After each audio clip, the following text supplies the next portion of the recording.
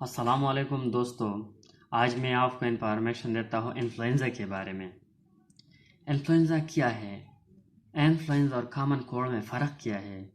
Influenza کی science symptom, prevention اور اس کی ٹریٹمنٹ کیا ہے؟ انفلوئنزا ایک وائرل ڈیزیز ہے جو وائرس سے ہوتے ہیں۔ یہ وائرس انسان کی نوز، تھروٹ اور لنگ پر اٹیک کرتے ہیں۔ جب یہ وائرس انسان کی جسم میں داخل ہو تو داخل ہونے کے بعد 3 سے 4 دن بعد اس کی سمٹم ظاہر ہو جاتی ہے۔ اس کی سمٹم میں رینین اسٹیفی نوز ہوتی ہے، ہیڈ ایک ہوتی ہے، ہائی فیور اور اس کے ساتھ سورس تھروٹ، کافنگ، سیزننگ ہوتی ہے، باڈی پین، مسکولر پین ہوتی ہے، انسان ارریٹیبلٹ ہوتی ہے۔ اس کی پریونشن کیا ہے؟ جب اس وائرس سے ہم کیسے محفوظ ہو سکتی ہے؟ اس کی سپریڈ کیسے ہوتی ہے؟ اس کی سپریڈ ایسے ہے جب ایک انفیکٹڈ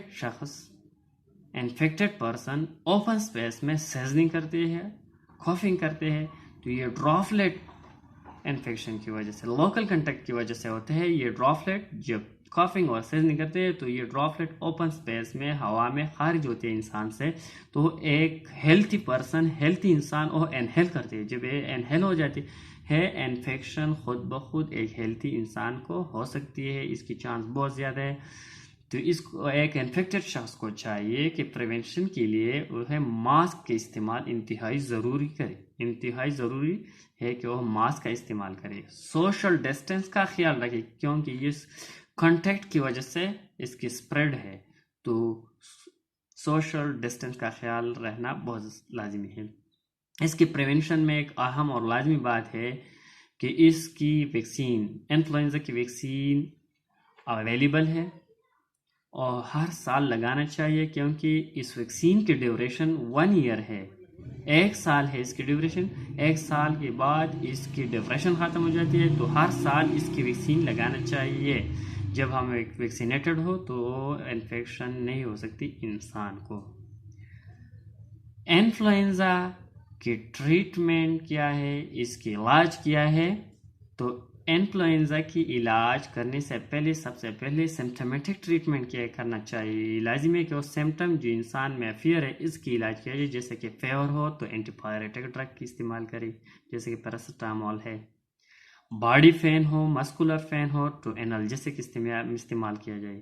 یہ ایک وائرل ڈیزیز ہے، وائرس سے ہوتے ہیں، تو اس کی علاج اینٹی وائرل ڈرگ سے کیا جائے، نہ کہ اینٹی بائیوٹک استعمال کرے۔ اس انفلوئنزا میں اینٹی بائیوٹک کوئی رول ہی نہیں ہے، کیونکہ اینٹی بائیوٹک جو ہے وہ اینٹی بیکٹیریل ہے، اور یہ انفیکشن اینٹی بیکٹیریل ہے نہیں، یہ اینٹی وائرل ہے۔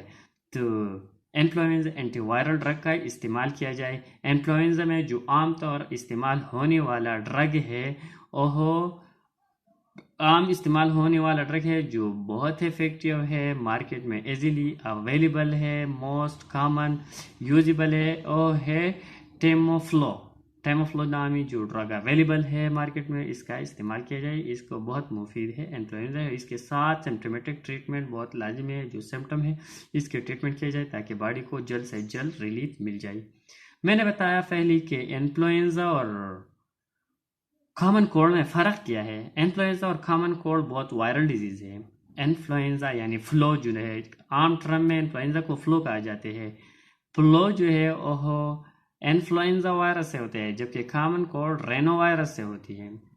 انفلوئنزا کی جو سائنس سمٹم ہے وہ کامن کولڈ سے ملتی جلتی ہے، لیکن انفلوئنزا کی سائنس سمٹم بہت سیریس ہے، سیویئر سائنس سمٹم ہے، اس کی ڈیوریشن بہت زیادہ ہے کامن کولڈ کی نسبت۔ کامن کولڈ میں جسٹ رینیز نوز ہوتی ہے، سیزننگ ہوتی ہے، کپ ہوتی ہے، اتنی زیادہ سیویئر اور ہائی فیور نہیں ہوتی جیسے جتنے انفلوئنزا میں ہے، وہ جلد ریکور ہو جاتی ہے common called as compare to influenza. Influenza 7-8 دن لگتی ہے اس کی ریکور میں، جبکہ کامن کولڈ جسٹ 2-3 دن میں وہ ریکور ہوتے ہیں۔ کامن کولڈ اتنی سیویئر نہیں ہوتی جتنی انفلوئنزا سیویئر ہے، جس میں یہ فرق ہے، باقی تو بہت سیم سائنس سمٹم۔ جی دوستو، یہ ہے چیتا باتیں جو کامن کولڈ اور انفلوئنزا کے بارے میں نے آپ کے ساتھ شیئر کیا۔